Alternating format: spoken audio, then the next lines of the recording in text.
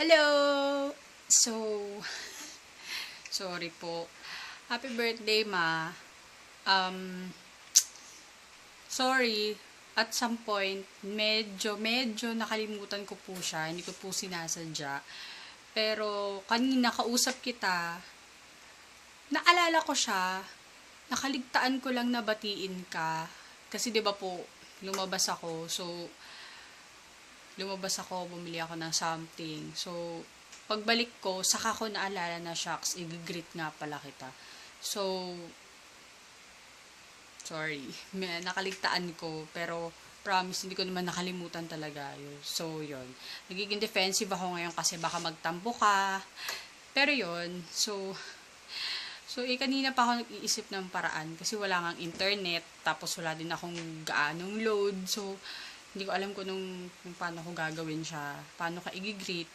Pero yun, happy 30th birthday. Just, happy birthday, Ma. Hindi ko na sabihin yung taon kasi alam naman natin. Anyway, yun. Happy birthday po. And, thank you for everything. I hope na sana fully ma-understand nyo talaga kung ano na talaga yung mga decisions ko and stuff. Carry ko naman, lalo na ngayon. Pinalaki nyo naman ako na maayos. So, sana matanggap nyo na talaga lahat ng decisions ko. Kahit na medyo tagigla ako ngayon, lalo ngayon kasi hindi ako nag-work, pero nasa katinoang isip po ako. Alam ko po yung tama at mali. So, yan.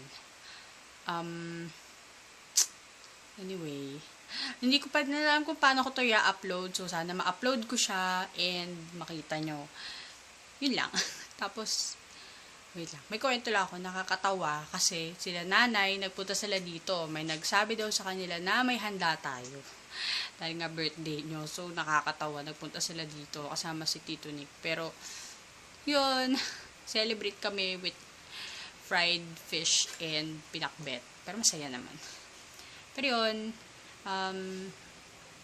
tayo makakapag-celebrate din tayo ng maayos ng birthday mo. Nandito ka. So, sana, para maging okay naman. So, yun, talk to you soon. Sorry po talaga. Ayun, happy birthday po, and I love you. Bye-bye.